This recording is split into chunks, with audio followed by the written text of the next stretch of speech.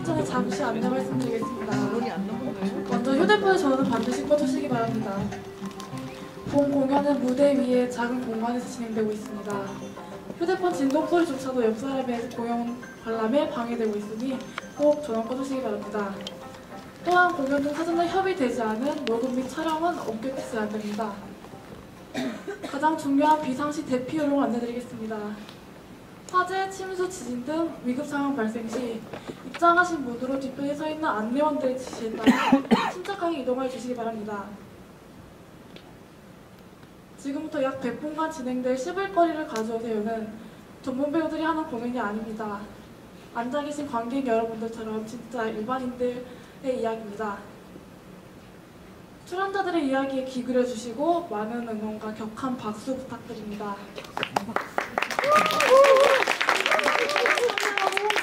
안내를 마치겠습니다. 그럼 씹을거리를 가져오세요. 시작하겠습니다.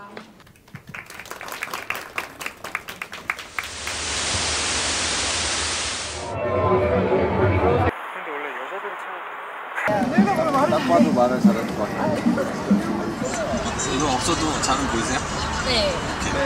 저 맛있죠? 네. 불안하실 수 있는데 저희가 임상 실험을 다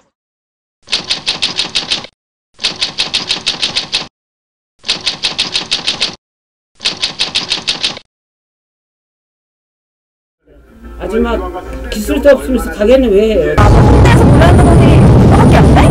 그냥 명함만 놔두고 가세요. 이럴 때 정작 제가 아프거나 힘들 때는 항상 혼자 있는 것 같아요. 제가 원하는 대답이 아니라서 좀 원망스럽고 그랬어요. 이 친구가 나한테 이 카라멜 맥주를 얻어가려고 이런 얘기를 하나? 아니 왜 26이나 됐는데 아직 취직을 못했지? 넌 어른이니까 잘못했는데 이제 네가 책임져야지. 난 쟤는 성격이 저렇게 생겨먹었나 보다.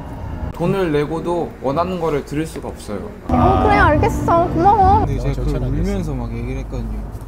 아유, 봉사할 때 생각하는 거지. 힘들지요. 장사가 안 되고. 내가 옆에 있으면 나를 남친하고 얼마 전에 헤어져서 이 일을 계속 해야 되나? 죽고 싶다. 빈정거리면서요. 네, 그거 아닌 것 같은데. 짜증난다 18 뭐 이런 거.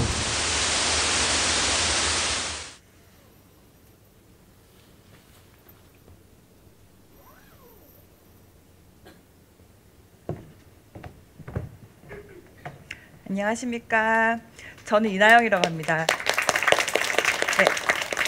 여기 자리는 저기 공연 제목처럼 씹을거리를 가지고 오신 자리인데요. 다들 씹을거리 하나씩 가지고 오셨나요? 가지고 오시지 않으신가 봐요. 대답이 없으시네요. 저도 이따가 제 얘기를 하면서 좀 씹어볼까 하는데요. 그 전에 먼저 여러분들한테 하나 여쭈어볼게요. 혹시 여러분들은 평상시에 어떤 때 좀 화가 나시나요? 저부터 얘기하자면 저는 다른 사람들이 저를 무시하거나 좀 속이거나 할 때 화가 나더라고요. 좀 유치하긴 하지만 제 나이보다 좀 늙어 보인다 얘기 들으면 열이 확 받고요. 예. 그런데 지금부터 잠깐 그래서 여러분 의자 밑에 보시면요. 종이랑 펜이 있을 거예요. 여기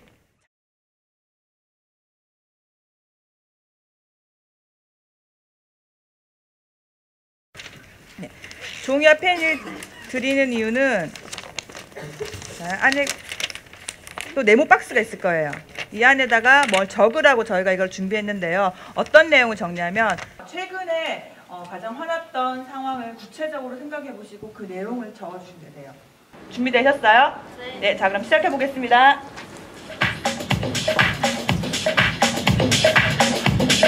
적어주세요.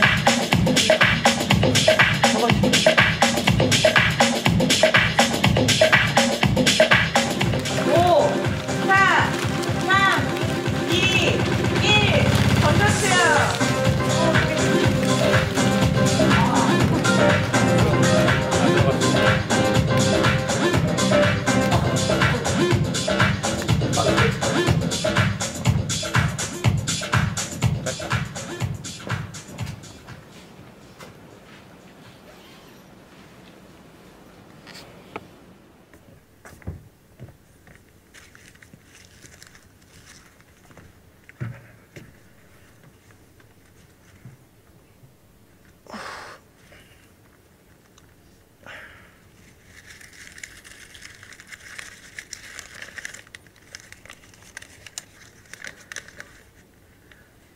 나는 너무 깜찍해서 화가 난다.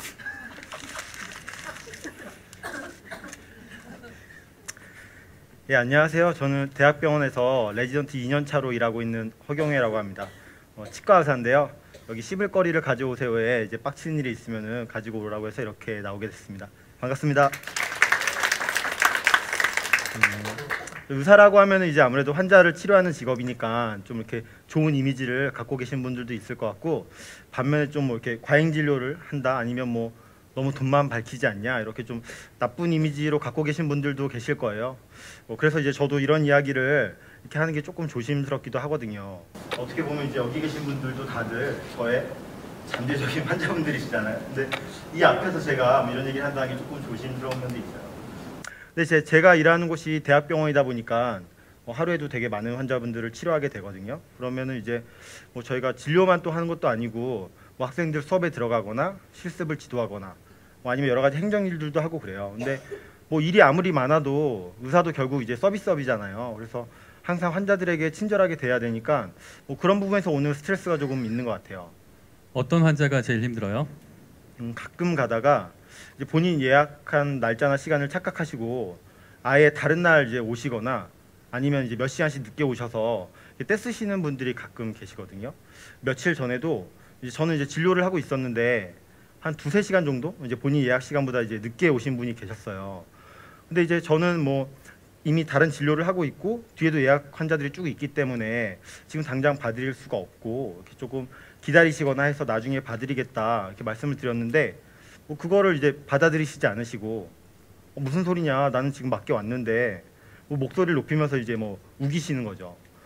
그러면은 저는 이제 뭐 환자분들도 많이 계시고 뭐 교수님들이나 동료들도 있는데 뭐 그 앞에서 괜히 제가 이렇게 뭐 트러블 만드는 것 같고 좀 문제를 일으키는 그런 의사처럼 보이게 될까봐 저도 모르게 그냥 좋게 문제를 해결하고 넘어가려고 하는 거예요. 이렇게 자신 있게 뭐 조금 기다리셔라, 이렇게 환자랑 원칙대로 대하지 못하고, 그럼 그 환자 입장에서는 결국 이제 목소리 큰 놈이 이긴다는 게 그런 악순환이 또 반복되고, 다른 환자분들도 혹시라도 그걸 보시면 아, 저렇게 목소리 크고 우기면 뭐 자기가 하는 걸 얻게 되는구나, 그런 악순환이 좀 반복되는 것 같아요.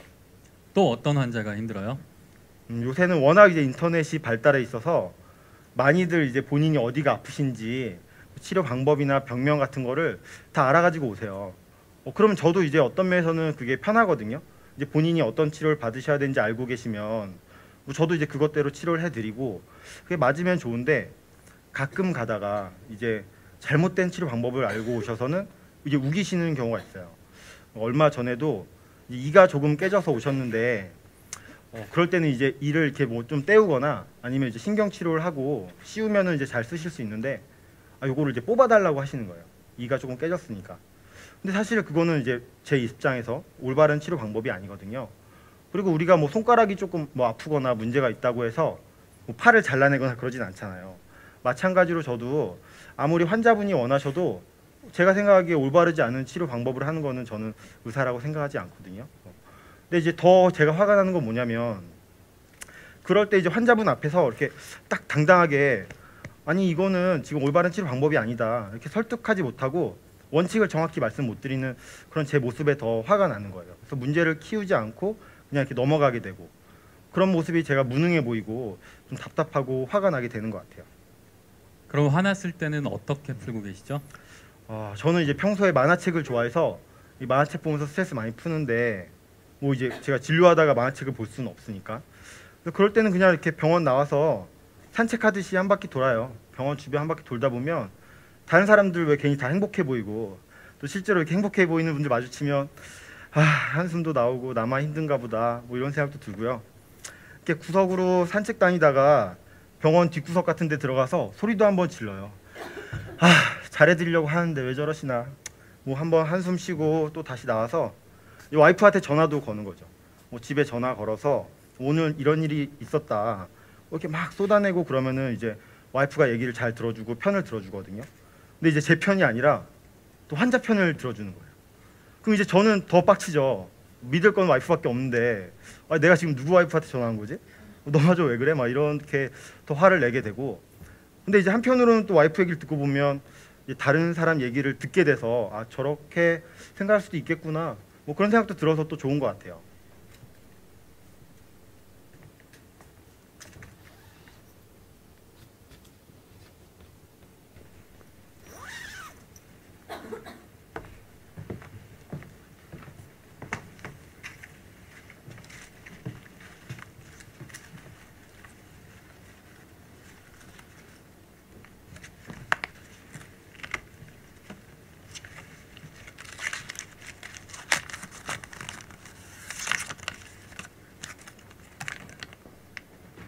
나는 내 노력에 보상을 안 해줄 때 화가 난다.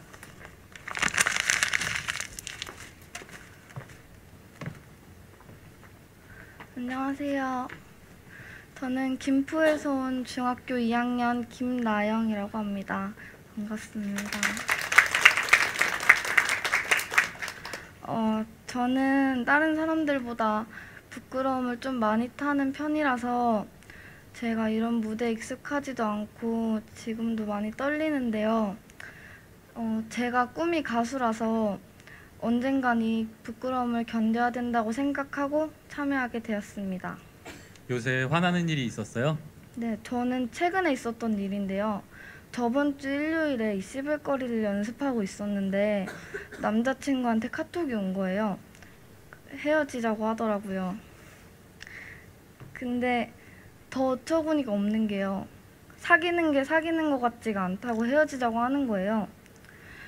물론 제가 눈도 안 마주쳐주고 손도 안 잡고 그렇긴 했지만 정말로 좋아했다면 그런 이유로 헤어지진 않았을 거예요. 근데 왜 눈도 안 마주치고 손도 안 잡고 그랬어요? 저는 일단 제가 더 좋아해서 부끄러워서 그랬던 것도 있는 것 같은데 일단 제 남자친구는 잘생기고 인기도 많은데 그에 비해 저는 예쁜 편도 아니고 인기가 많은 편도 아니라서 좀 초라해 보였던 것 같아요. 나영이는 얼굴에 자신이 없는 편이에요? 네, 저는 거울 보기가 싫어서 세수할 때도 고개 이렇게 숙이고 물만 묻히고 나올 때도 있고요. 제 친구들은 뭐 셀카 찍고 이런 거 좋아하잖아요. 근데 저는 사진이나 영상 찍는 걸 싫어하는데 이걸 하면서 사진이나 영상을 많이 찍더라고요. 그래서 부끄러워서 혼났어요. 원래 성격이 조금 내성적인 편이에요? 아니요, 저는 원래 나서는 걸 좋아했는데 6학년 학예회 때 제가 가수가 꿈이다 보니까 다비치의 남자도 우나요라는 노래를 학예회에서 연습해서 친구들이랑 올라가게 됐어요. 근데 제가 전교생과 학부모님들이 계시니까 떨렸었나 봐요. 그래서 제가 가사를 다 까먹은 거예요. 그래서 그때 이후로 사람들 앞에 나서는 걸 좀 꺼려 했던 것 같아요. 그런데 왜 가수가 되고 싶어요? 스트레스 받을 때나 화날 때 노래를 부르면 그 순간만큼은 그 화났던 기억이 안 떠오르더라고요. 그래서 그때부터 노래를 즐겨 부르기 시작했고 그리고 뭐 사람들한테 제 노래를 들려주고 싶기도 했어요. 그러면 노래 여기서 한번 불러볼래요?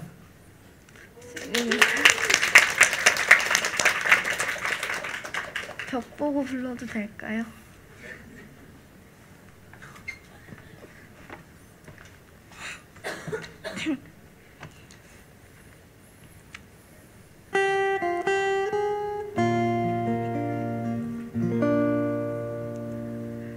남자도 우나요 이별에 아파하긴 하나요 미칠 듯 그리워 속으로는 끼긴 하나요 나 혼자 아프고 나만 슬픈 것 같아 웃고 싶어요 그댄 괜찮은가요?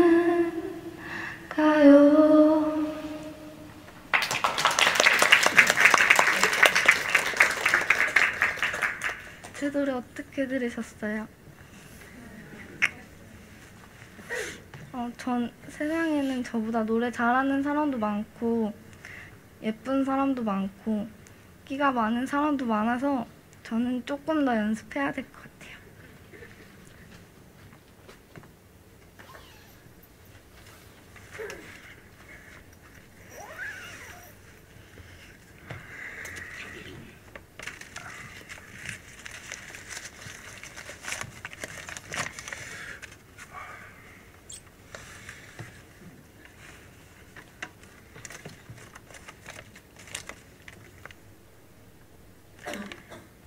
나는 고집쟁이 설득하다 하다가 내가 졌다.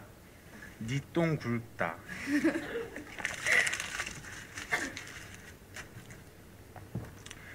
안녕하세요. 저는 올해 수능 시험 보고 온 20살 우민이라고 합니다. 성이 우고요. 이름이 민이에요. 반갑습니다. 저는 올해 재수를 했는데요. 작년에 이제 의대를 가려고 공부를 하다가 수능을 못 봐가지고 대학교에 다 떨어졌거든요. 그래서 이제 올해 시험을 봤는데 작년보다 상당히 점수가 잘 나왔어요. 그래서 아, 이번에는 잘 갈라나? 이렇게 생각했는데 집에 와서 보니까 수능이 물수능이 나왔더라고요. 그래가지고 아, 어떻게 될지 모르겠다 이런 상황이에요. 그리고 몇 주 전에 수시도 발표가 났는데 6개를 제가 썼거든요. 6개 떨어졌더라고요. 그래가지고 야, 큰일 났다, 심란하네 이러고 있습니다. 그리고 이제 정시 지원도 다 끝난 상태고 결과만 기다리고 있는데요. 올해는 꼭 대학 다 붙으라고 박수 한번 부탁드립니다.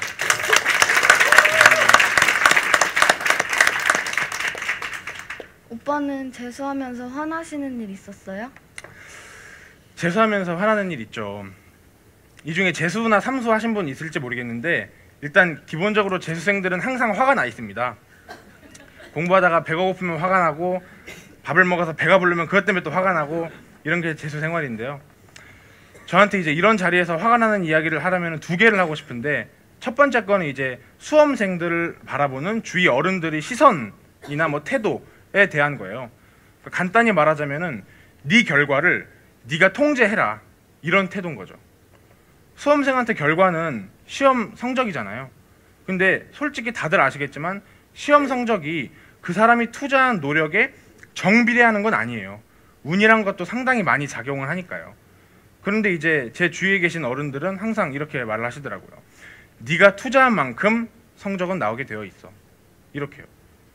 근데 400점 맞은 사람이 398점 맞은 사람보다 2점어치 노력 더 해가지고 400점 맞은 건 아니잖아요. 그죠? 이게 화가 나더라고요.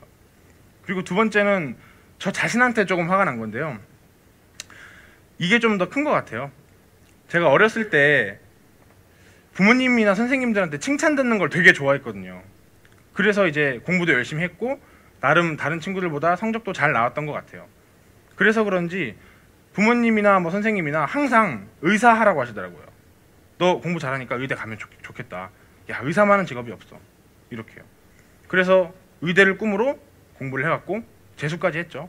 올해 수능을 보고 의대에 갈 수 있는 상황이 됐어요. 근데 딱 느껴지는 거예요. 아, 의대 별로 가기 싫구나.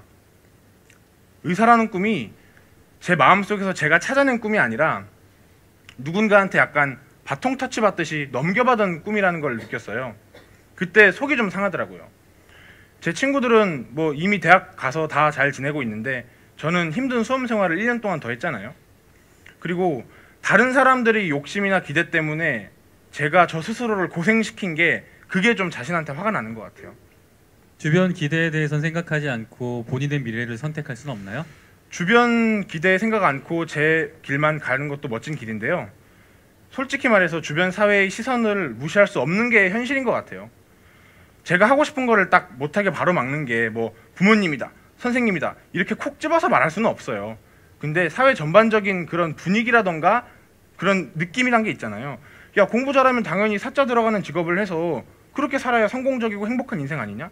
이런 시선 말이에요. 그러니까 선택을 제가 하기는 하는데 다른 사람들이 바램대로 살게 되는 것 같아서 그게 좀 짜증이 나더라고요. 그리고 사회의 시선 같은 거를 완벽히 무시할 수가 없는 게 불안함이라는 것도 있잖아요. 지금까지 제가 듣고 알고 왔던 직업들은 다 사자 들어가는 그런 안정된 길만을 사회에서 그리고 주위 어른들이 보여줬는데 다른 길을 가려면은 제가 다 개척을 해야 되잖아요. 그거에 대한 불안감도 많은 것 같아요. 그리고 이제 굳이 하나를 더 뽑자면은 남들 놀 때 그래도 조금 더 고생스럽게 공부했는데 사람들이 말하는 멋있는 길이라던가 그 대단하다라고 하는 그런 시선들을 누려보고 싶은 마음도 조금은 있었던 것 같아요.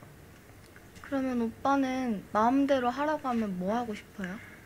좀 생뚱맞은데요. 저는 가장 먼저 가졌던 꿈이 영화 감독이었거든요. 아주 어렸을 때. 그리고 옛날에 좀 어렸을 때는 지금보다 날씬했었거든요. 그래서 그때는 아, 영화 배우 할까? 이러다가 살이 좀 찌니까 아, 개그맨 할까? 이랬거든요. 그래가지고 고등학교 때 일단은 좋은 의대 들어간 다음에 그 다음에 개그맨 하자 이런 생각도 했었어요.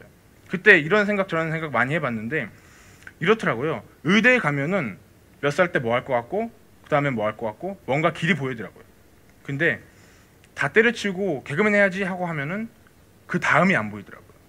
그게 참 불안해요. 멋있는 길이긴 한데 그 불안감을 극복하지 못하면 항상 끌려다닐 것 같더라고요. 그런 고민은 지금도 계속되는 것 같고 결론은 없는 것 같아요.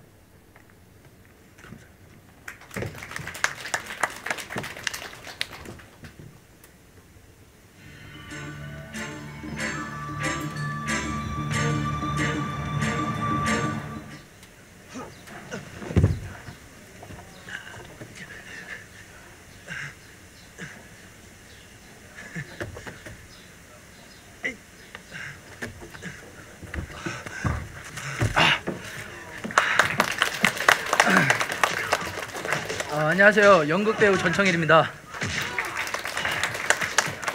제가 어렸을 때부터 성룡을 되게 좋아했었는데요. 그 중에서도 홍범구라고 이 영화인데 제가 그 중에서도 가장 좋아하는 영화입니다. 그리고 앞에 했던 장면은 제가 어렸을 때부터 조금씩 따라했던 장면인데 이게 비슷했나요? 네, 감사합니다. 원래는 제가 이소룡을 되게 좋아했었는데요. 성룡 영화 마지막에 그 항상 NG 장면이 나오잖아요. 그래서 그 장면을 보고 되게 인간적인 모습에 제가 반해가지고 그 뒤로는 성룡을 되게 좋아하게 됐고요. 또 제가 연기를 시작한 것도 성룡 때문에 했고 제 마지막 목표는 성룡과 같이 한 무대에서 같이 영화를 하는 게 제 꿈입니다.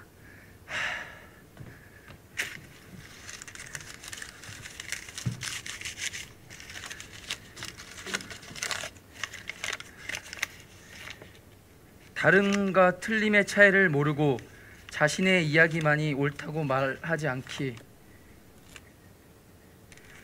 누리는 사람들과 이야기하고 있으면 내가 왜 이 소중한 시간을 버리나 싶어 화가 난다. 저는 평소에 화를 잘 안 내는데요. 근데 요즘은 성격이 되게 많이 바뀐 것 같아요. 작은 일에도 되게 묵 올라오고 사소한 일에 제가 요즘 되게 그렇게 자주 바뀌었는데요. 왜 그러나 생각해봐도 제가 왜 그런지 잘 모르겠고 또 이렇게 되게 좀 성격이 변한 제 자신에게 되게 화가 나더라고요. 그리고 최근에는 그 아까 나영이 가수 한다고 했을 때 노래 해보라고 했던 것처럼 이제 어디 가서 연극 배우라고 하면 연기 해보라고 하거나 아니면 앞에서 뭐 한번 울어보라고 하거나 그렇게 말씀하시는데 되게 황당하고 조금 솔직히 화가 나거든요. 특히 어르신들이 그렇게 말씀하시면 어르신들이니까 제가 뭐라고 못하고 연기 못한다고 그렇게 말씀드리거든요. 그리고 저 사실 연기 별로 못해요. 연기하신 지는 얼마나 되셨어요? 연기한 지는 이제 얼마 안 됐는데 한 4개월 됐습니다. 근데 운 좋게 여기저기 캐스팅돼서 무대에서 활동하고 있고요. 늦게 시작한 만큼 되게 열심히 하고 있고 배우로 살다가 배우로 죽을 생각입니다.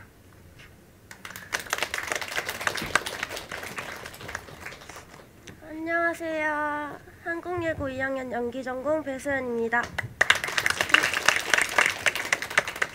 제가 5살 때부터 방송 연기를 했었는데요. 다행히도 부모님이 잘 밀어주시는 편이었거든요. 근데 중학교 때 좀 안 되고 해가지고 안 하다가 고등학교 원서 넣는 과정에서 연극영화과가 있는 걸 알게 됐어요. 그래서 한 달 동안 뼈 빠지게 레슨을 받고 어떻게 운 좋게 들어갔죠. 근데 제가 아무래도 방송 연기만 하다 보니까 이런 무대 연기에는 약간 편견이 있었더라고요. 근데 학교 들어와서 연극이나 뮤지컬을 해보니까 너무 재밌는 거예요. 그래서 지금은 사람들 앞에서 제가 연기하는 게 너무 좋고 재밌는 것 같아요. 근데 그렇게 지금은 저를 연기하고 있네요. 그렇게 쭉 안 하다가 다시 하려니까 힘든 거 없었어? 있었죠. 아무래도 애들이 뮤지컬을 많이 하다 보니까 특기적으로 춤이나 노래 같은 걸 되게 많이 배워오더라고요. 근데 제가 그런 부분에 있어서 되게 뒤떨어졌어요. 근데 그래서 되게 스트레스를 받는데 제가 안 해요. 그러니까 더 미치겠는 거죠. 이거를 넘고 올라가면 또 하나가 있고 넘으면 또 하나가 있고 끝이 없더라고요.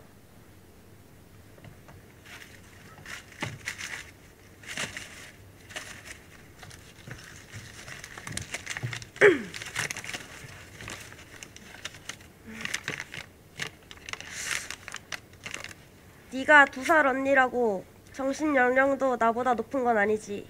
일도 마무리 안 짓고 다 떠넘기고 직장 그만두니까 혼자 좋냐? 영원히 망해라. 좋습니다. 저도 최근에 화난 거 있습니다.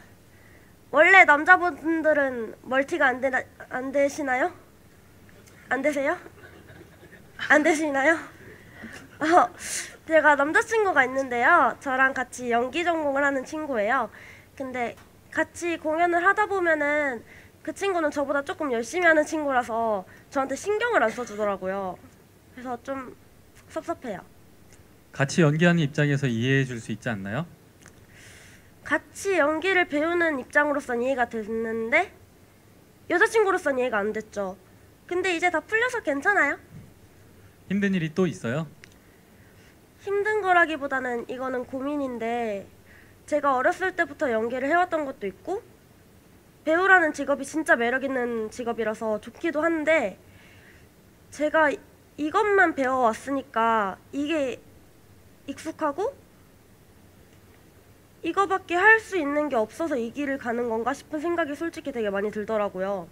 애들은 특기도 있고 다 하는데 저는 할 수 있는 것도 없고 선생님한테 잘 보이려고 막 아양 떠는데 저는 그런 것도 못하고 그러니까 되게 스트레스 받고 저 혼자 스스로 나는 잘하고 있고 나는 진짜 열심히 하고 있어 이거는 잘한다고 생각을 안 해요.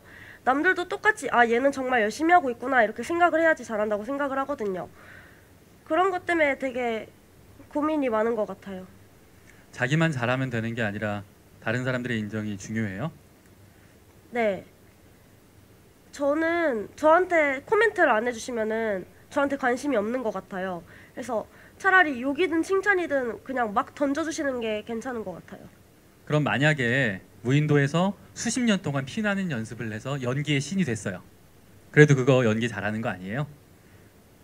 그거는 아닌 것 같아요. 그냥 제가 생각하는 연기가 일단 기본적인 거 다 때려치고 관객이랑 소통하고 공감대를 형성하는 게 연기라고 생각을 하는데 무인도에는 사람이 없잖아요. 그쵸? 그게 과연 연기를 한 걸까요?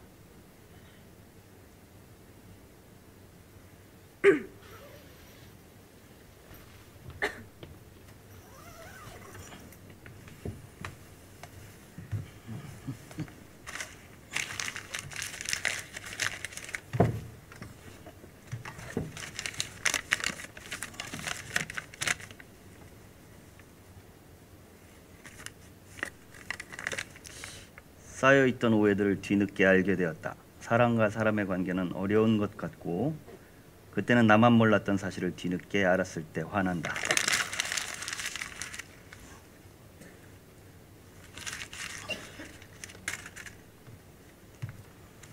안녕하세요.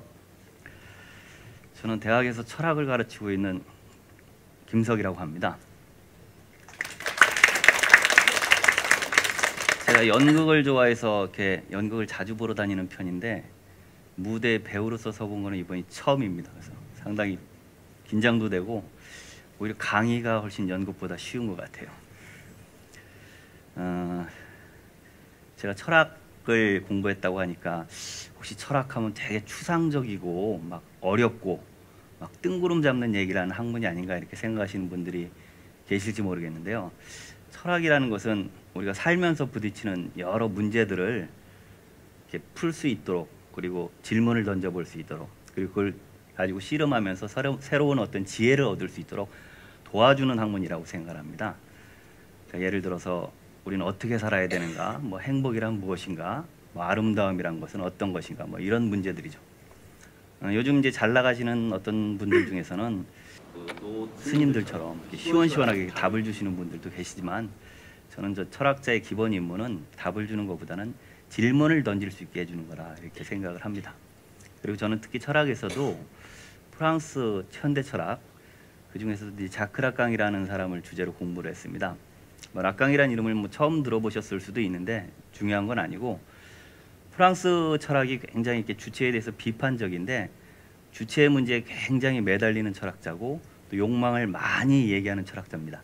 그러다 보니까 제가 많이 끌려서 지금까지 이렇게 공부를 해오고 있는 것 같아요. 그러면 어렸을 때부터 교수님이 꿈이셨어요? 아니요, 어렸을 때도 아니고 대학 다닐 때도 제가 교수가 되리라는 생각은 하지를 못했습니다. 왜냐하면 이제 제가 대학 다닐 때는 이제 대학가가 시국 시위로 아주 몸살을 앓고 있었던 시기였습니다. 80년도에 이제 광주 학살을 거쳐서 쿠데타를 통해서 이렇게 집권한 군부 정권이 노동자, 농민 뭐 이런 서민들을 억압하면서 굉장히 막 대학가가 이에 저항하는 시위로 날마다 수업이 제대로 이루어지지 않았었죠. 그리고 이제 저도 대학에 와가지고 처음으로 이제 사회 현실에 눈을 뜨면서 이렇게 점점 고민을 하다 보니까 자연스럽게 이렇게 시위에 참여하게 되었고, 그래서 이제 시위를 하는 과정에서 많은 고민을 하긴 했지만 뭐 공부를 열심히 해서 교수가 돼야 되겠다 뭐 이런 생각은 하질 않았던 거죠. 그런데 이제 제가 대학 졸업할 무렵쯤 되니까 당시 이제 학생 운동을 이렇게 이끌었던 어떤 마르크시즘에 대한 비판과 회의가 막 사회 곳곳에서 막 시작이 되고 있었습니다. 왜냐하면 이제 그때부터 이제 막 동구권, 소련 공산주의가 이렇게 붕괴될 조짐이 보이고 하니까 어떤 그 진보적 그 이념에 대한 비판들이 막 나오기 시작했는데, 저도 이제 그러면서 본격적으로 고민을 하게 되었죠. 우리가 붙들었던 이념이 과연 잘못된 것이었는지, 앞으로 한국 사회의 방향은 어떻게 가야 되는지, 이런 거에 대해서 좀 고민을 시작하려고 했고, 그래서 이제 대학원을 생각했었습니다. 그리고 이제 솔직히 졸업을 앞두고 제 진로에 대한 뭐 불안감 같은 것도 있어서 일단은 좀 시간을 더 가져보자 이런 생각도 있었고, 그래서 이제 대학원에 지나가게 됐는데 그 뒤로부터는 공부가 어떻게 이제 천직이 된 것 같습니다. 네. 마르크스를 하시다가 어떻게 락항을 공부하시게 됐나요? 아, 그 질문도 제가 자주 받는 편인데 저는 사실은 이렇게 크게 변화가 없었다고 생각합니다. 제가 공부할 당시에 이제 연구 주제가 석사 과정 때 마르크스의 활동 개념이었습니다. 그런데 이제 아까 말씀드렸듯이 당시 이제 마르크시즘에 대한 좀 학문적 고민을 진지하게 해보자, 이게 제 첫 번째 의도였었고, 그런데 이제 마르크시즘에 대한 비판이 있으면서 당시에 이제 뭐 이른바 포스트 모더니즘으로 불리는 이런 새로운 사조가 들어오기 시작을 했는데, 뭐 구조주의, 해체주의 막 이런 식의 이름으로 수입이 됐었습니다.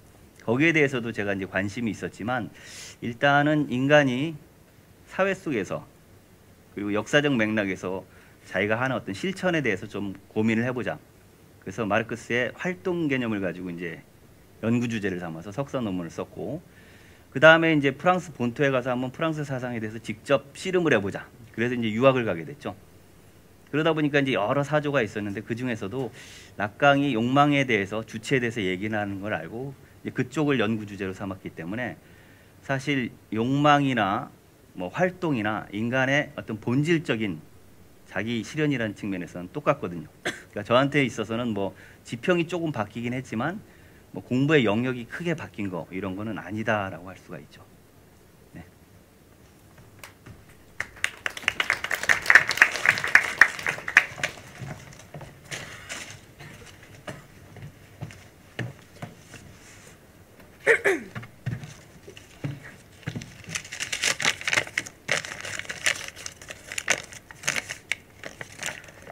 나는 지도 교수님과의 미팅 중 지도 교수님이 자존심 상하는 말씀을 하셨을 때 화가 난다.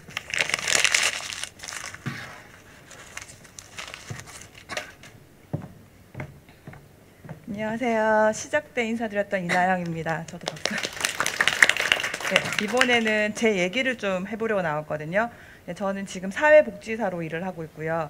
그런 일을 하다 보니까 많은 사람들의 얘기를 들을 수밖에 없는 일인데, 특히나 뭐 즐겁고 행복한 이야기보다는 뭐 경제적으로나 심리적으로 되게 좀 어렵고 힘든 얘기를 많이 들을 수밖에 없어요. 그분들하고 얘기를 듣다 보면 그분들 어떤 상황이나 그런 뭐 환경에 공감도 되고 하다 보면 되게 가슴도 아프고 같이 좀 힘들기도 한데, 그래도 그거는 제 직업이고 일이기 때문에 그런 스트레스는 제가 좀 견딜만 하더라고요. 근데 최근에 제가 되게 화가 나는 일이 있었는데, 제 직장에서 저희 상사분께서 제가 어떤 상황인지 물어보지도 않고 그냥 제가 보여진 행동만 보고는 계속 뭐라고 핀잔을 주시는 거예요. 근데 듣는데 좀 억울하기도 하고 분하기도 하고, 속으로는 정말 자기나 좀 제대로 하고 나한테 뭐라고 하던지 하면서 진짜 막 욕도 좀 하고 그랬었거든요. 근데 시간이 좀 지나고 보니까 그분은 제 상황도 몰랐던 거고 그냥 제 보여진 행동만으로 판단했을 땐 충분히 오해를 했을 수도 있겠다. 내지는 저도 어떻게 보면 제 개인적으로 힘든 것 때문에 업무에 좀 소홀하지 않았나라는 생각이 들더라고요. 예, 그래서 그날 뭐 친한 옆에 동료분이랑 직장 상사 욕하면서 술 한 잔 먹고 풀었습니다. 혹시 나영 씨만 그 직장 상사분에 대해서 안 좋게 생각하는 거 아니에요? 그 절대 아니에요. 그랬으면 제가 여기 나와서 얘기도 못 하죠. 그분들 사실 그 있잖아, 동료 직원들끼리 얘기하다 보면은 제일 일하기 싫은 직장 상사 있잖아요. 딱 그런 분이시고 정말 그 한 사람 때문에 많은 직원들이 힘든 상황이거든요. 근데 그 누구도 거기에 대해서 또 얘기도 할 수 없는 상태더라고요. 근데 저도 이제 여러 번 이제 직장을 좀 옮기면서 어떤 조직에 이렇게 몸담아 보니까 어떤 조직에 가든 그런 사람 한두 사람은 꼭 있더라고요.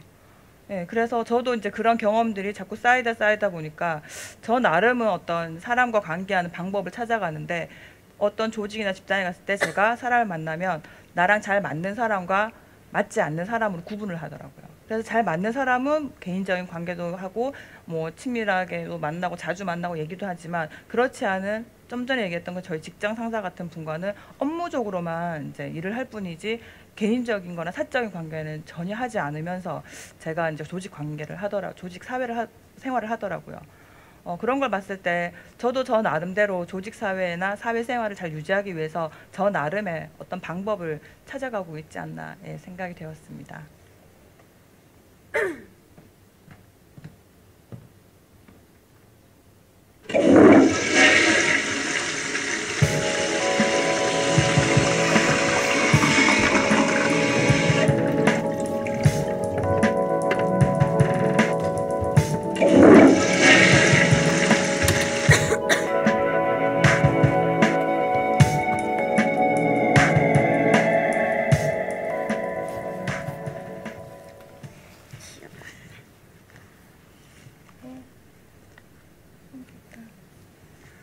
네, 저는 결혼한 지 3년 정도 됐고요.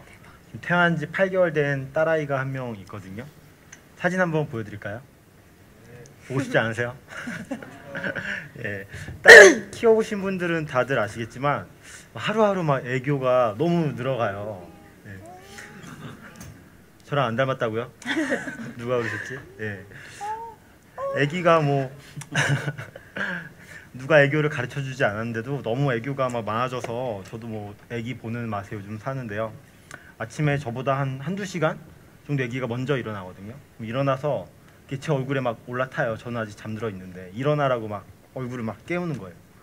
그럼 이제 저는 잠 깨는 순간이라 좀 기분이 좋지는 않다가도 눈 뜨면서 애를 보면 너무 행복한 거예요. 그럼 이제 사실 출근하러 나가야 되는데 그것도 막 잊을 정도로 너무 기분이 좋고, 근데 이제 아쉬운 거는 그때 이제 잠깐 보고 저녁에 오면 이제 아기는 잠들어 있거든요. 그래서 그게 너무 미안하기도 하고 좀 서운하기도 하고, 근데 앞으로는 좀 같이 보내는 시간이 좀 많았으면 좋겠다는 생각이 들죠. 나중에 아이도 의사가 된다면 어떨 것 같아요? 좋을 것 같은데요. 뭐 제가 가르쳐 줄 수 있는 부분도 있을 것 같고, 왜 다들 그런 거 하나씩 있잖아요. 어릴 때 부모님이나 주변 사람들로부터 뭐 너는 이거 돼야지 이거 돼야지 이렇게 막 듣다 보면 어느새 그냥 그게 내 꿈인 것 같고 원래 내가 꿈꿔왔던 것 같고 뭐 그런 거 하나씩 있지 않으세요?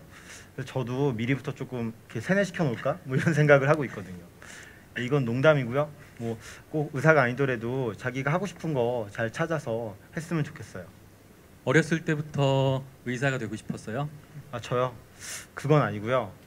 이제 좀 전문직이다 보니까 자기 시간이 많을 것 같고 뭐 그리고 조금 사회적으로도 인정받는 직업이라고 생각했거든요. 근데 저는 특히 좀 자기 시간, 제 시간을 갖는 그런 직업이 하고 싶었거든요. 그러면 이제 그 시간에 책도 좀 보고 뭐 하고 싶은 일 다른 것들도 하고 뭐 그래서 이제 치의학대학원 진학해서 치과 의사가 되게 됐죠.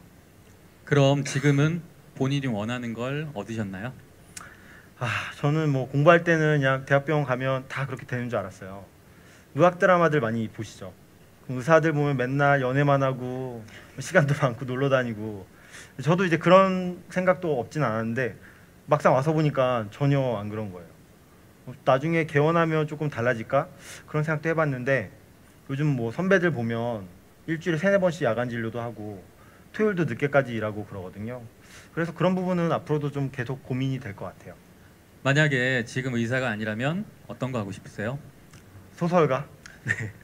좀 생뚱맞긴 한데 좀 이렇게 뭔가 이야기를 만들거나 뭐 없는 데서 뭔가 이렇게 창조적인 일 해보고 그런 거 한번 해보고 싶다는 생각을 하고 있어요. 제가 지금까지 만났던 여자친구 사진인데요.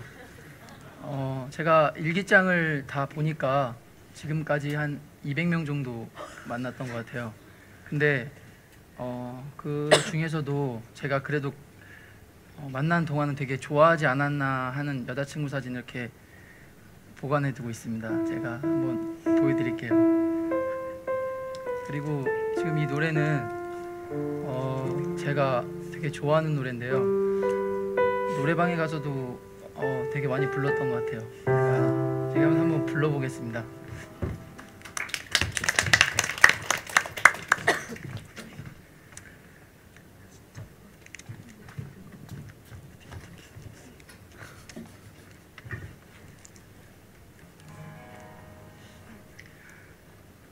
돌아서 눈 감으면 잊을까 정부님 떠나가면 어이해 발길에 부딪히는 사랑의 추억 두 눈에 맺혀지는 눈물이여 사랑했어요 그때는 몰랐지만 이 마음 다 바쳐서 당신을 사랑했어요. 이젠 알아요 사랑이 무언지 마음이 아프다는 건.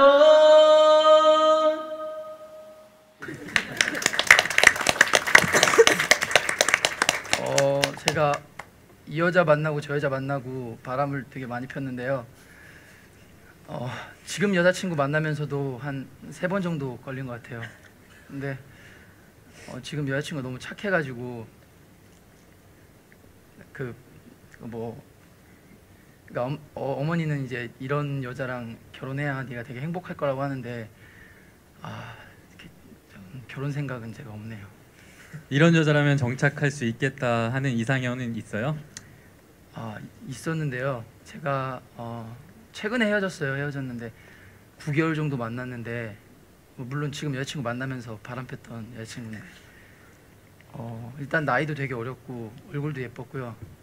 무엇보다 음식점을 가거나 커피숍에 갔을 때 항상 잔돈이나 이렇게 돈 같은 거는 본인이 내더라고요. 본인도 돈이 없는 걸 제가 아는데 그런 모습에 조금씩 보면서 제가 그런 사소한 거에 되게 빠졌던 것 같아요. 그럼 그 친구랑 잘 됐으면 바람 안 피우고 오래 갔을 것 같아요? 그건 아닌 거고.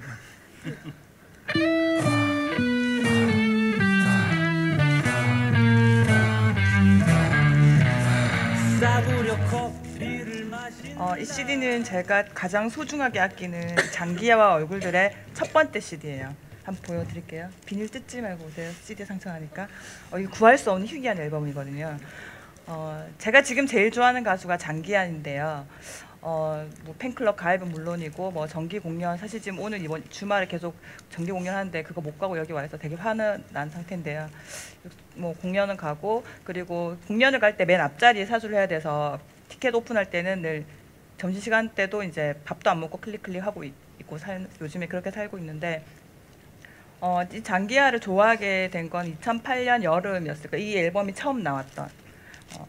그때 제가 되게 개인적으로 힘든 시간이었어요. 정신적으로 되게 힘들고 육체적으로 몸도 별로 좋지 않았고 늘 머리는 복잡하고 잠도 잘 못 자고 그런 상황이었는데 그 힘든 상황들이 늘 머릿속에 맴맴 돌고 있을 때 라디오에서 아까 나왔던 싸구려 커피를 마신다 나오는데 제가 그 순간에 이 노래가 나오는 만큼은 다 모든 생각을 잊고 이 노래에 집중을 하고 노래를 흥얼거리고 즐기고 있더라고요. 그게 그 순간에 너무 신기해서 이게 뭐야? 그러고는 정말 인터넷 들어가서 이게 뭐지 다 찾아보니까 이게 장기하와 얼굴들이라는 이제 밴드더라고요. 그리고 장기하를 또 특별하게 좋아하게 된 계기는 이 밴드가 유명해지면서 장기하가 토크쇼에 나와서 얘기를 하는데 그중에 저한테 딱 꽂히는 말이 한마디가 있었어요. 낮술은 인생을 아름답게 한다. 역시 놈이야 하면서 완전 확 꽂혔는데 왜냐면 저도 술 완전 좋아하거든요. 이나영에게 장기하란?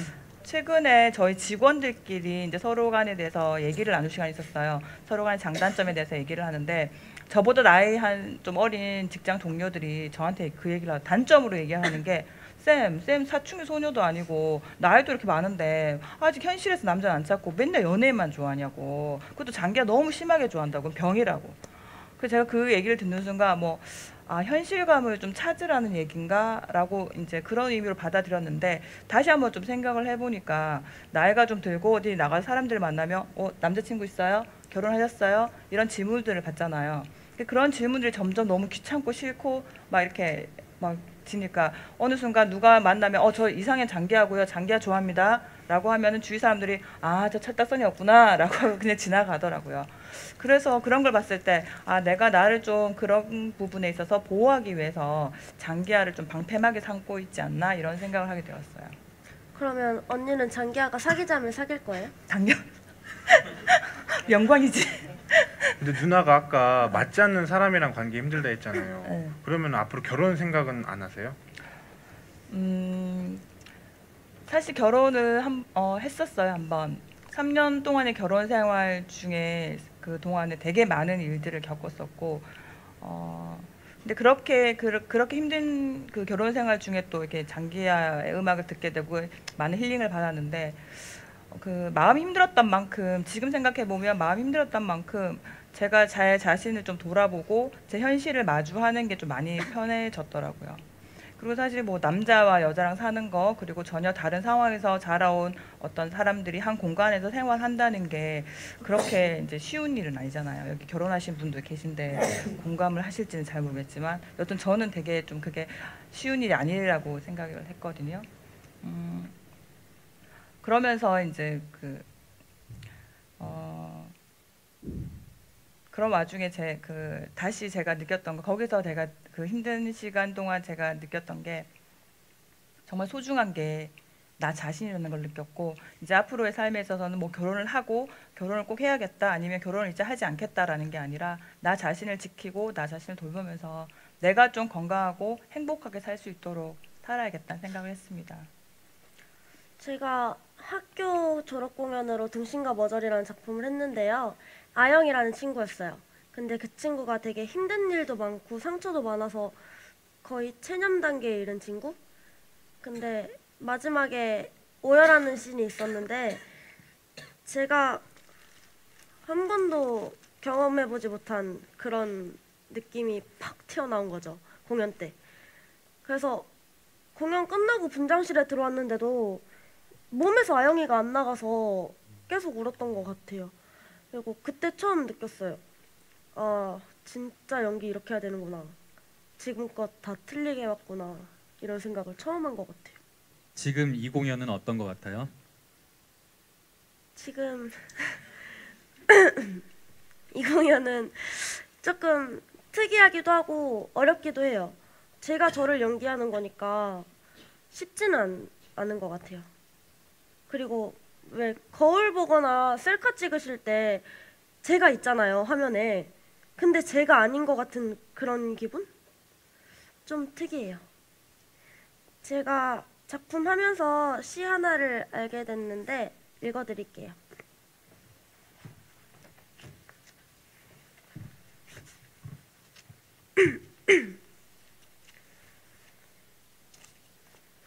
거울 속에는 소리가 없소.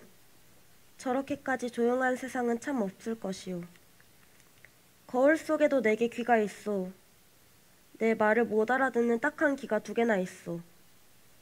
거울 속에 나는 왼손잡이요.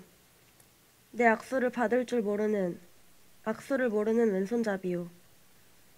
거울 때문에 나는 거울 속에 나를 만져보지를 못하는구려마는 거울이 아니었던들 내가 어찌 거울 속에 나를 만나보기만이라도 했겠소.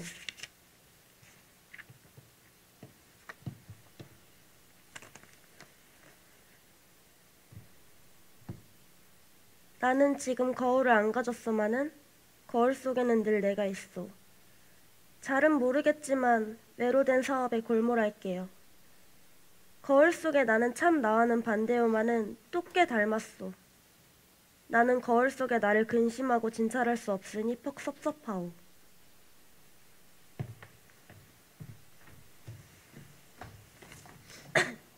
이거 제가 정말 저희 와이프한테도 안 보여주면 되겠지. 대학 시절의 성적표입니다, 이게.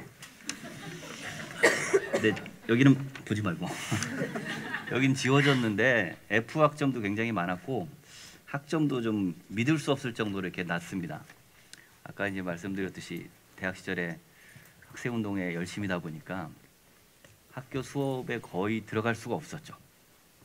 그리고 이제 시험만 이제 받으시 봤는데 당시 이제 젊은 대학생들이 어떤 고뇌를 갖고 어떤 삶을 사는지를 교수님들이 아시니까 늘 저를 이렇게 측은하게 보셨던 것 같아요. 마치 자네들 이해한다는 식으로. 그러면서도 이제 성적에서는 냉정했었죠. 그러다 보니까 이제 F를 많이 맞고 성적도 안 좋았지만 저는 그렇다고 해서 제 대학 시절에 대한 어떤 후회는 전혀 없습니다. 어떻게 보면 이제 그때 치열하게 살았던 것이 오늘날 이제 철학자로서 제 연구에 있어서 많은 자양분이 여전히 되고 있는 것 같아요. 물론 이제 그때의 상황과 지금의 상황이 이제 많이 바뀌었고 또 우리 사회도 바뀌었고 그리고 이제 무엇보다도 이제 사회를 바라보는 제 관점이 좀 많이 바뀌긴 했지만 저는 여전히 20대 때 그 순수한 마음이나 지금의 이제 마음이나 똑같다라고 생각합니다. 근데 이제 가끔 예전에 같이 운동을 했던 후배들이나 동기들을 만나서 뭐 이렇게 이런저런 얘기를 하거나 뭐 술을 한잔 하다 보면 아 선배는 좀 변한 것 같아. 아니면 지금은 굉장히 편하게 사니까 굉장히 관념적으로 살지 않나? 막 이렇게 이런 식으로 얘기를 하는데 그럼 제가 굉장히 화가 많이 납니다. 야 네가 나에 대해서 뭐를 한다고 이렇게 함부로 얘기를 해. 나는 당시나 지금이나 여전히 똑같은 마음으로 살고 있고 다만 사회적 실천의 방향이나 내용이 바뀐 건데 네가 도대체 나에 대해서 뭘 한다고 그래. 이제 이러면서 막 자기 방어도 하고 또 이렇게 막 화도 내기도 하죠. 근데 이제 시간이 지나다 보면 저 스스로가 곰곰이 묻습니다. 과연 진짜 과거의 나와 현재 내가 똑같을까? 혹시 나 자체가 바뀌었는데 내가 착각을 하면서 여전히 나는 동일하다고 이렇게 하는 것들이 아닌가? 근데 이런 고민을 사실 락강이라는 철학자가 이미 얘기를 많이 합니다. 자아라는 것이 사실은 나이면서 내가 아닌 거죠. 아까 이제 소연이가 낭독한 그 시에서도 그런 게 나왔지만 나와 참 많이 닮아 있으면서도 또 낯선 게 바로 자아입니다. 더구나 이게 거울에 비친 상을 상상적으로 해서 만들어진 게 자아이기 때문에 우리는 자기 자신한테 속을 수가 있는 거죠. 그래서 락강은 이제 랭보 시인의 말 나는 타자다라는 말을 즐겨 인용을 하곤 합니다. 결국 나에 있어서 자아라는 건 타자이고 그것이 이제 속임의 원천이 될 수도 있다라는 것들이죠. 오랫동안 철학에서는 그 이성과 자아가 동일한 것이라고 생각을 했는데 이렇게 분열이 돼 있다라는 것들을 최근에 이제 철학자들이 많이 얘기를 합니다. 우리도 그런 것들을 많이 느낄 수가 있습니다. 일상적으로. 만약에 골방에 들어가서 혼자 있을 때는 뭐 자아가 나에게 있어서 낯설다 이런 걸 못 느끼고 자아가 타자적인 것이다라는 걸 못 느낄 수가 있는데 만약에 카메라라도 한 대 놓고서 이렇게 자기소개를 거기다 한다고 해보십시오. 그러면 뭔가 좀 어색하고 자꾸 누군가의 시선을 이렇게 의식을 하게 되는데 그것 자체가 자아가 이제 타자적인 것이라는 것을 많이 보여주는 거죠. 집에 전화해서 이제 이런 일이 있었다. 네, 와이프한테 투덜댈 수도 있고 다를 때가 꽤 있어요. 환자분의 입장으로 생각할 때도 꽤 많아요. 뭐 같이 씹어주길 바라고. 그러니까 너무했네. 그분이 너무했네. 풀리다 말죠. 기분이 풀리다 말죠. 나도 그건 알겠는데. 원래는 나서는 걸 좋아했는데 노래 하라고 해가지고 노래를 불렀는데요. 가사를 까먹은 거예요. 창피해가지고. 언니는 뭐라 그랬어요? 언니 놀렸어. 그걸 못 부르냐고. 해도 돼요? 남자도 우나요 이별에 아파하긴 한가요 제때 그리워서 처음에는 저는 어렸을 때부터 방송 연기만 해왔었으니까 그런 편견이 약간 있었어요. 근데 와서 연극하고 뮤지컬 하니까 무대에 서는 게 진짜 너무 재밌는 거예요. 그래서 노래나 춤 중에서 저는 배워본 적이 없어서 안 되는 걸 아는데 답답하거든요. 근데 안 해요. 그래서 너무 가기 싫어요. 그러니까 약간 무시하는 그런 느낌이 엄청 많이 들거든요. 맞아요. 저도 연기하는데 네. 물어봐라. 저는 그 전에 만났던 여자친구인데 9개월 만났거든요, 몰래. 일단은 솔직히 이뻤고 조기축구 데리고 왔는데 가서 그냥 음료수도 사오고 사람들 예. 다 그런 걸 봤을 때 사소한 거 하나지만 마음이 가는 거예요. 예.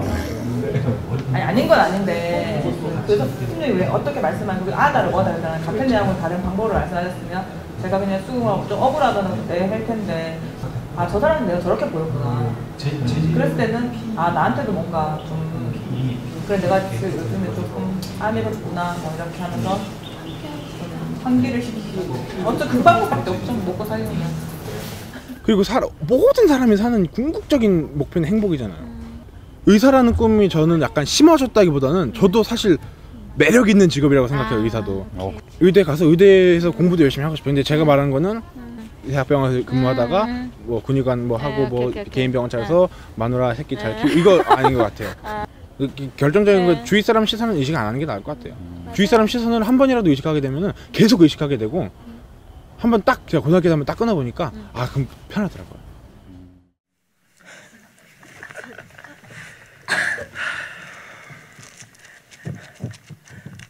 저 영상을 볼 때가 제일 화나는 것 같아요. 제가 실제로 저렇게 생겼어요? 완전 똑같아.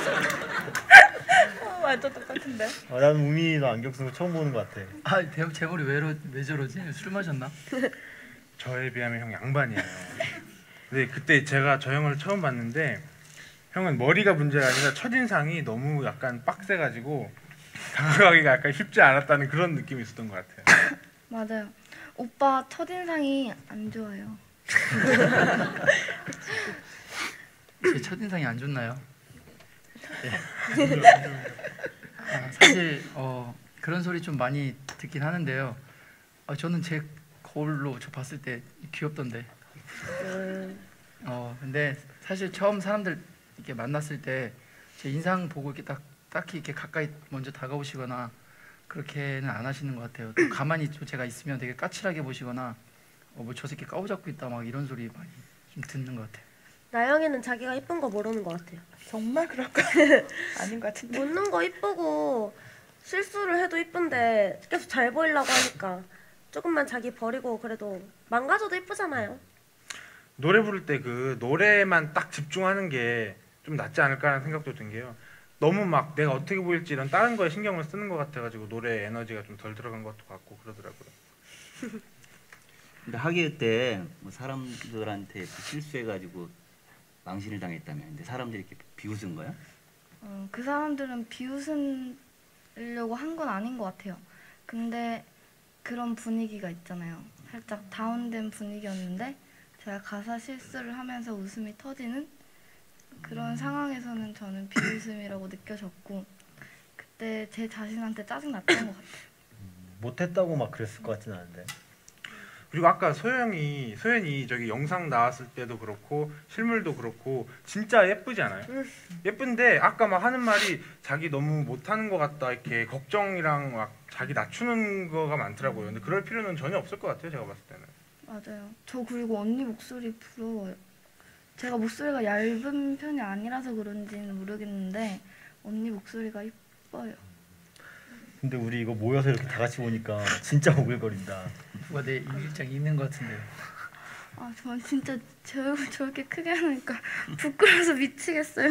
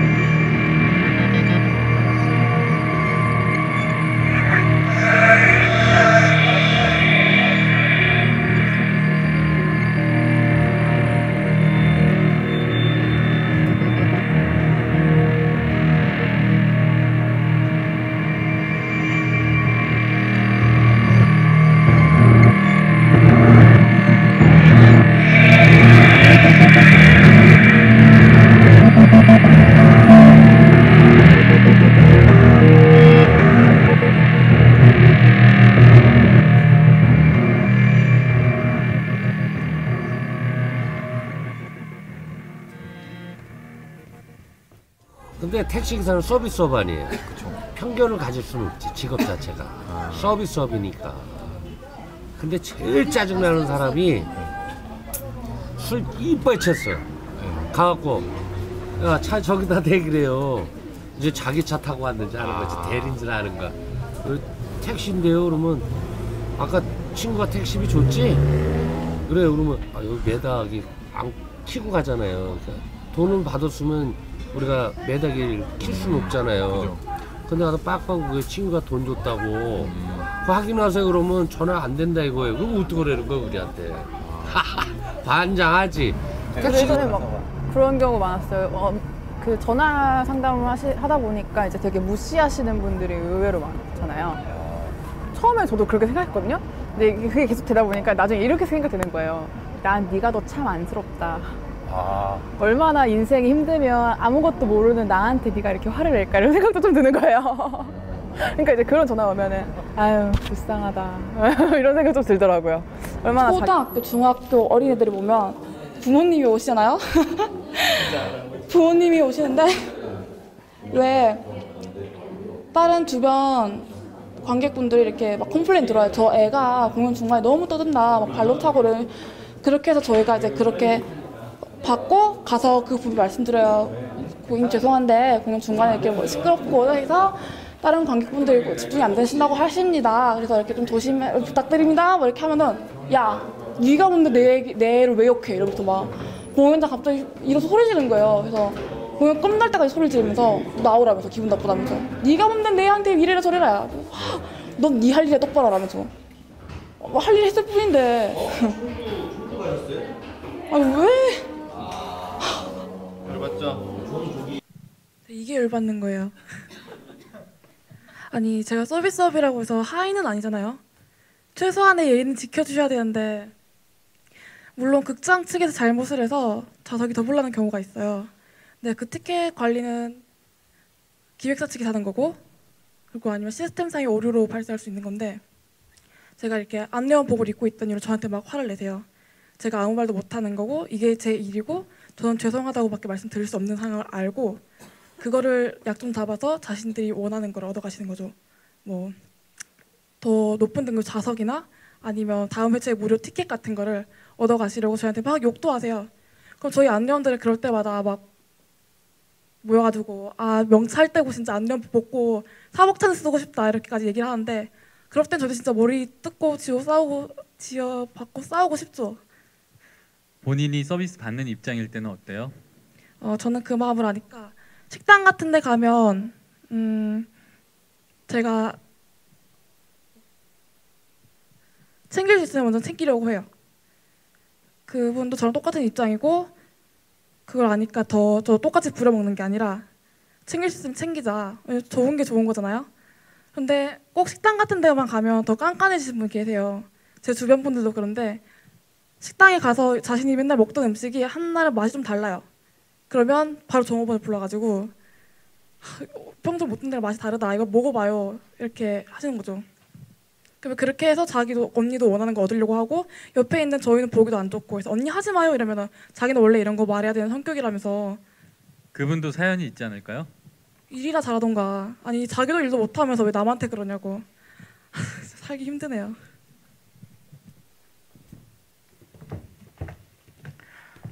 예. 화나는 감정을 다른 사람에게 푸는 거는 별 바람직한 방법은 아닌 것 같아요.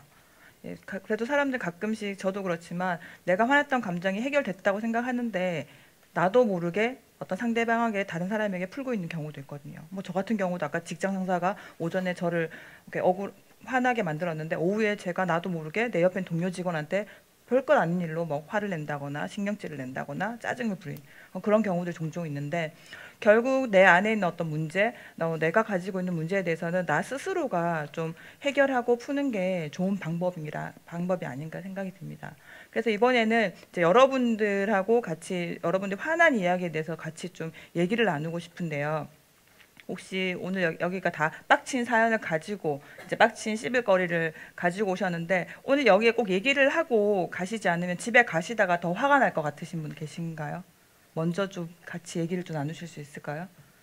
용기가 없으시군요. 그러면 제가 아까 처음에 할 때 여러분들이 좀 화나는 내용 적으신 거 그거 여기 앞에 하나 있네요. 요거 하나 보고 할게요. 자.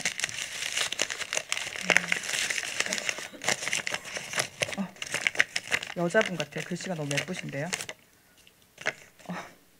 근데 화낸 기억이 없었는지 최근에 없네요. 왜 화를 안 낸 건지 아님 정말 화낼 거리가 혹시 이거 쓰신 분? 네. 네, 역시 어머니 연륜이 있으시니까 마음이 너무 너그러신 것 같아요. 혹시 최근에 화 나신 일 딱히 없으셨나 봐요? 그러세요? 그러면 예전에 혈기왕성할 때는 좀 화도 많이 나잖아요. 그럴 때 혹시 화 나셨던 적은 있으세요? 정말 없었다니까요. 혹시 사부님? 네. 부부 싸움도 안 하시나요? 정말 부부 싸움도 한 기억이 없고 정말 박수 한번. 씹을 거리가 없었어요. 그런데 어떻게 이 씹을거리 어떤 씹을거리를 가지고 오셨나요? 가지고 오라 그냥 제목이 씹을거리를 가지고 오세요 되어 있어서 정말 가지고 와야 되는 줄은 몰랐어요. 그러셨군요. 그냥 왔어요. 다음에 숙제 꼭 해서 오세요. 네, 저 정말 어머니 좀 살고 싶습니다. 고맙습니다. 네, 다음에 하나 더 해볼게요.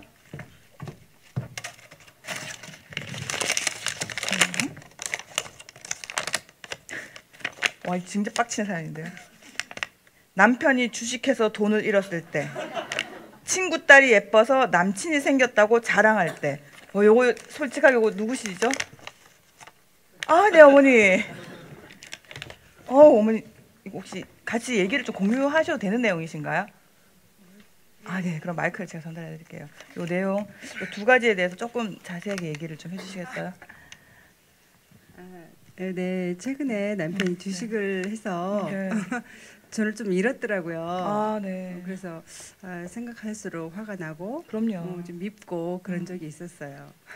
또 두 번째로 친구 딸이 예뻐서 남친이 생겼다고 자랑할 텐데, 그럼 어머님은 또 다른 따님이 있으세요? 예, 저도 이제 큰 아이가 딸이거든요. 네.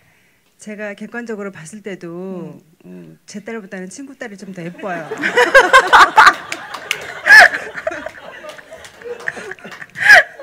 네. 그런데다가 이제 남자친구가 생겼다고 부하가 침이시죠? 네, 자랑을 하는데 저희 딸은 모태솔로거든요. 어머나, 나이가 어떻게? 이게 22살이에요. 차례 멀었네요. 어머니 얘기 들어보니까 너무 솔직하게 얘기 잘 해주셨고, 그 남편분 일은 잘 해결되시기를. 네, 그럴 거예요. 기도드릴게요. 이 자리를 빌어서. 말씀 너무 고맙습니다. 네. 얘기 들으니까 너무 재밌어서 제가 하나만 더 뽑아볼게요.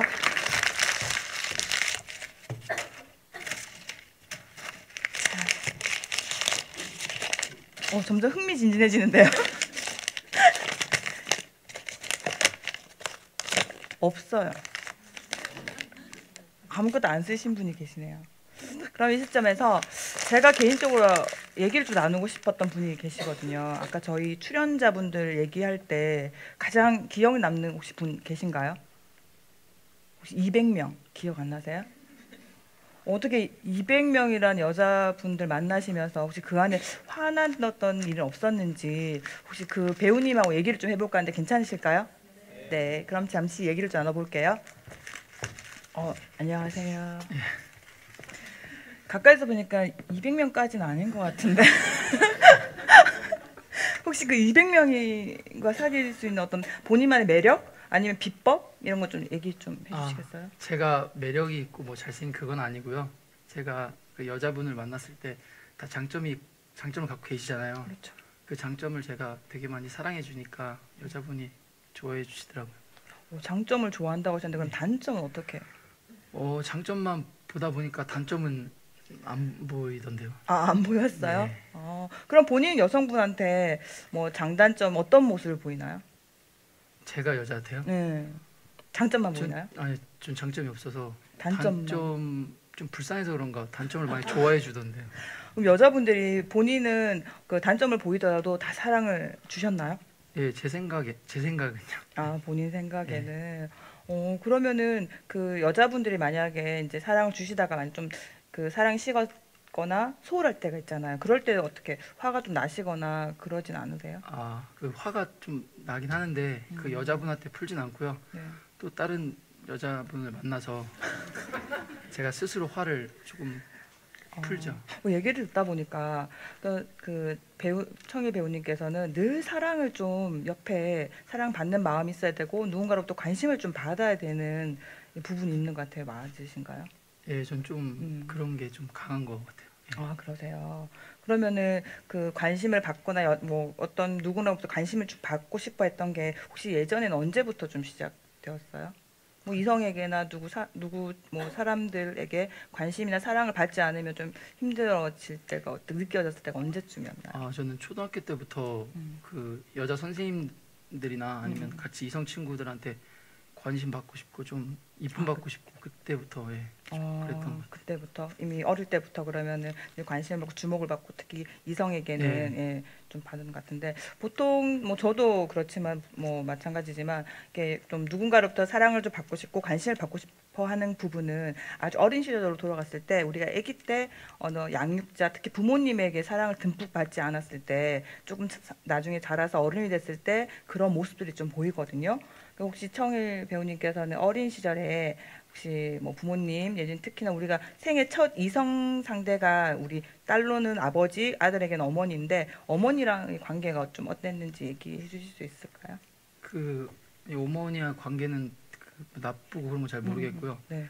어렸을 때 이제 어머니가 저를 좀 되게 일찍 나셔가지고 20살 때 나셨거든요. 그래서 이제 집이 너무 가난하니까 이제 식당 다니셨는데 그 식당 다니시면서 저를 데리고 못 다니니까 이제 동네 할머니 분들한테 이렇게 맡겨놓으시고 다녔는데 그래 그때도 되게 그때부터 되게 좀 뭔가 허전한 것 같아요. 어려운 얘기 해주셨는데 이렇게 얘기를 좀 하고 나니까 기분이 어떠신가요?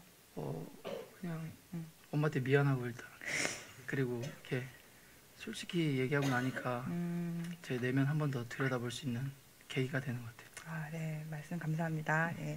네, 어려운 말씀했으면 우리 배우님하고 관객분들한테 다시 한번 큰 박수 좀 부탁드립니다. 이렇게 몇몇 분들하고 얘기를 나눠보니까 이렇게 화나는 어떤 상황이 제각기 다 다른 것 같아요. 다른 이유로 다른 상황 때문에 화가 나는데 그거는 우리가 화내는 이유도 어떤 본인 각자에게 있지 않을까라는 생각을 해봅니다.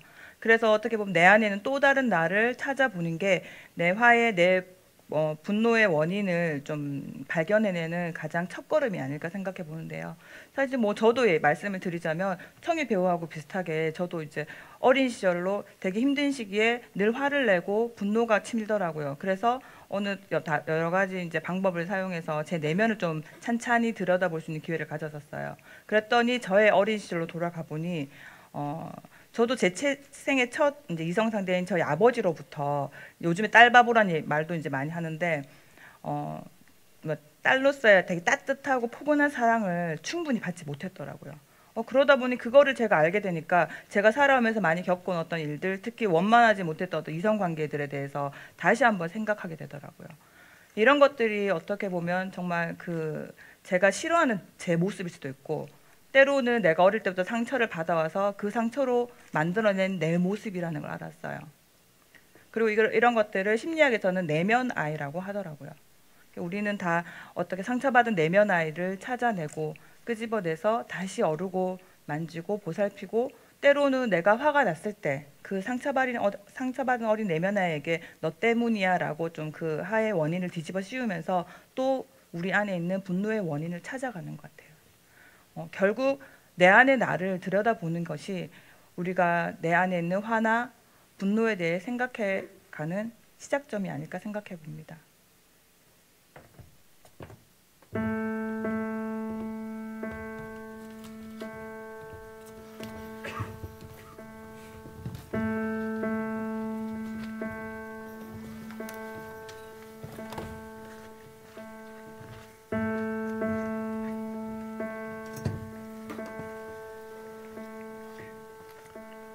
나는 허경애다. 나는 의사다. 원래부터 의사가 되고 싶었던 것은 아니다. 힘든 일도 있지만 좋은 직업이라고 생각한다. 내 아이도 의사가 되면 좋겠다는 생각이 든다. 나는 원칙대로 환자를 대하지 못할 때 화가 난다.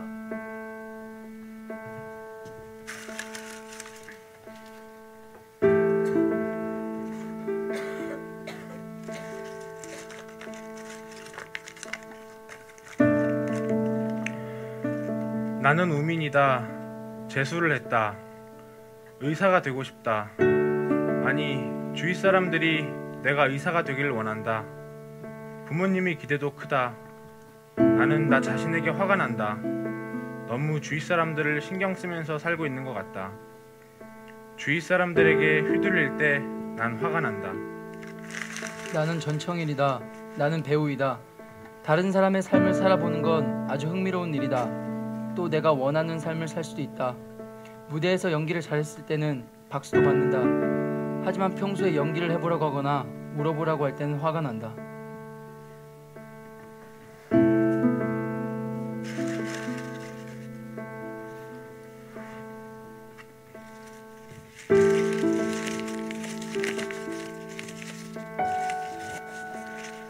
나는 배소연이다.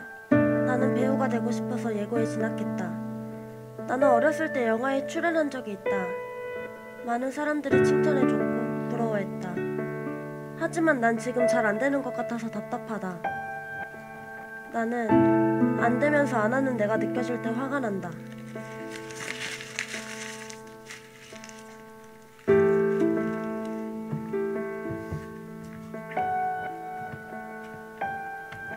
나는 김나영이다. 예구에 가고 싶은 중이다.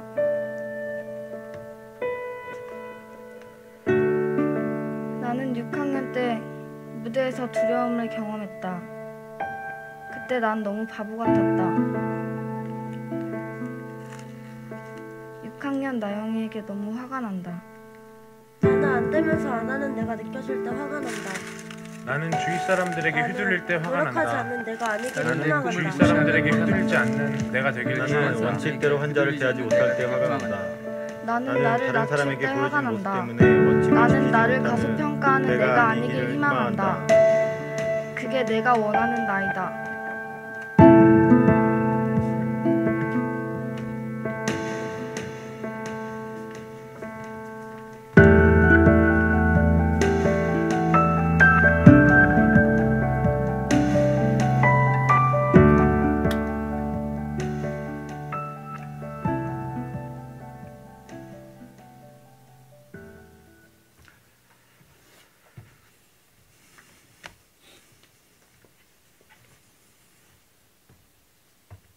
자, 지금까지 여러분들이 이제 우리 출연자들의 씹을거리, 뭐 욕망에 대해서 얘기를 좀 들으셨습니다.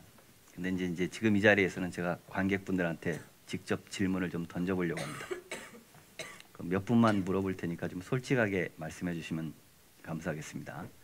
자, 여기 계신 분들 중에서 나는 평생 이 욕망 때문에 살아왔다. 나는 이것만 달성하면 정말 더 이상 소원이 없겠다. 아니면 나는 이러한 이성형의 사람을 찾고 있다. 이 사람과 연애를 하거나 결혼하면 정말 나는 행복할 것 같다. 뭐 또 기타 다른 것이 있어도 좋습니다. 이런 식으로 좀 자신의 욕망에 대해서 잠시 얘기해 주실 분 있으면 한번 말씀해 주시기 바랍니다. 자, 없으세요? 뭐 짧게 얘기해 주셔도 됩니다. 자, 없으면 늘 제가 대학에서 하듯이 안 그러면 지명을 하거든요. 지명 받으시면 이제 하시겠죠. 자, 여기 계신 분 한번 말씀해 주세요. 본인의 욕망. 솔직하게요. 되게 추상적인데 이상형은 웃는 게 이쁜 사람이고요. 예. 제 궁극적인 최종 목표는 행복하게 사는 겁니다. 어떻게 행복하게 살고 싶으세요?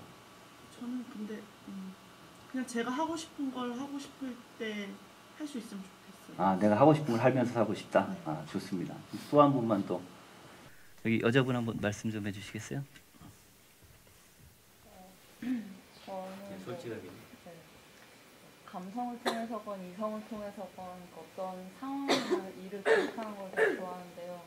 그래서 어떤 상황, 어떤 문제에 대해서 그 사람들을 설득해서 제가 원하는 결과를 도출하는 거에 대한 욕망이 굉장히 좀 리더십에 대한 갈망 좀 있으신가요? 꼭 리더십이라기보다도요, 뭐 감성을 통한 뭐 그림 작업이라든지 이거에 대해서 사람들이 느끼는 감정, 아니면 또 뭐 같이 일을 할 때 이성적으로 이런 논리를 설득해가는 거, 그런 거 이렇게 제가 원하는 방향으로 끌고 가고 싶다는 욕망이. 네, 어떤 특정 방향으로 사람들을 끌고 가고 싶다. 자, 우리 저 200명의 사나이 혹시 본인의 욕망이 뭐 있으세요? 아, 저는 되게 유명해지고 싶어요. 아, 배우로서. 예. 예. 예, 지금 몇 분한테 질문을 던져봤는데 뭐 자기 성취를 얘기하시든 아니면 자기가 어떤 방향으로 사람들을 끌고 가고 싶어하든 아니면 우리 전청일 배우님처럼 아주 유명해지고 싶으시든 또 어떤 분은 아마 돈이나 뭐 이런 걸 얘기하시는 분도 있으실 거예요. 우리는 각자 이제 욕망을 갖고 살아가고 있습니다. 어떻게 보면 이제 욕망 때문에 내가 산다라고 할 수가 있죠. 근데 이 시점에서 한번 좀 질문을 던져보시기 바랍니다. 과연 나의 욕망이 순수하게 나 자신으로부터 왔을까? 우리는 그것이 나의 욕망이라 생각하지만 사실 곰곰이 따져보면 뭐 돈 아니면 사람들로부터 인정이나 존경, 사랑, 뭐 리더십, 명예 등등 이런 것들이 우리 사회가 이상화하고 가치를 부여한 것들이 많이 있습니다. 사실 어려서부터 사람들에게 이제 그런 것들을 이상적인 것들로 배우다 보면 거기에 대해서 이제 욕망을 하게 되는 것들이죠. 제가 오늘 이제 여러분들과 나누고 싶은 주제가 이겁니다. 인간의 욕망은 타자의 욕망이다. 물론 이건 제 말이 아니라 자크 라캉이라는 정신분석학자가 얘기한 것입니다. 언뜻 생각하면 욕망은 나로부터 오는데 어떻게 타자의 욕망인가? 여기는 이제 대략 두 가지 정도의 의미가 있다라고 할 수 있는데, 하나는 욕망의 의미를 부여해 주는 게 사회적 관계와 타자라는 거죠. 아까 말씀드린 대로 이상화시키고 이것이 꼭 달성돼야 될 목표처럼 생각하게 해주는 것. 그리고 그것을 통해서 내가 행복을 느낄 때조차도 우리는 타자의 인정을 어떻게 보면 더 근원적으로 갈망하고 있습니다. 이런 면에서 보면 그 욕망은 사실 내 것이지만 타자의 욕망을 언제나 바라보면서 가는 종속적인 욕망일 수도 있는 거죠. 또 하나, 여기 이제 거울들이 많이 있는데 우리 욕망의 주체로서 행사하는 자아 자체가 이미 타자적인 것이라는 거죠. 락강의 이론에서 우리가 가장 많이 배울 것이 자아는 속이는 구조라는 거죠. 결국 소외시키는 구조입니다. 아까 내면아이 얘기가 나왔지만 사실은 자기 내면을 들여다봐서 가장 정직하고 그리고 객관적으로 자신의 모습을 아는 것은 쉽지가 않습니다. 왜냐하면 늘 사회로부터 혹은 부모로부터 그리고 다른 사람들로부터 부여받은 어떤 타자적인 것, 거울은 내가 보는 것이지만 동시에 남들이 같이 들여다보는 것입니다. 이러한 것들이 나의 욕망들을 채우고 있기 때문에 나는 그것이 나의 욕망이라고 믿지만 자칫 잘못하면 욕망에 있어서 길을 잃어버리기가 쉽죠. 그래서 철학자들은 아주 오랫동안 이성, 자아 이런 것들이 동일하다고 생각을 했지만, 그리고 이제 그런 것들이 근대에 와서 이렇게 표명된 게 우리가 잘 아는 데카르트라는 철학자의 나는 생각한다, 고로 존재한다입니다. 근데 락강은 이것을 뒤집어서 나는 생각하는 곳에서 존재하지 않는다. 그리고 존재하는 곳에서 생각하지 않는다. 라고 얘기하면서 우리 내면의 불일치를 얘기하는 것들이죠. 자, 이렇게까지 얘기를 했을 때 과연 우리가 바라는 욕망 혹은 작은 소망일지라도 그것이 순수하게 나로부터 왔을까요?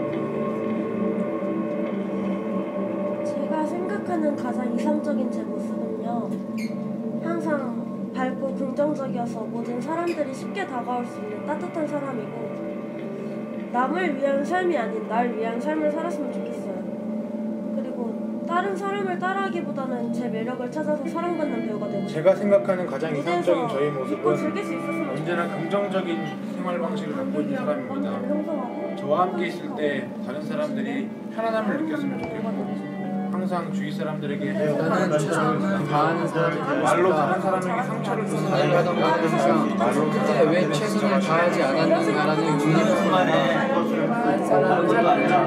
친구에게 굳이 다가가서 바꿔달라고 했을 철학자 소크라테스처럼 신박하지만 정직한 그리고 자신의 삶에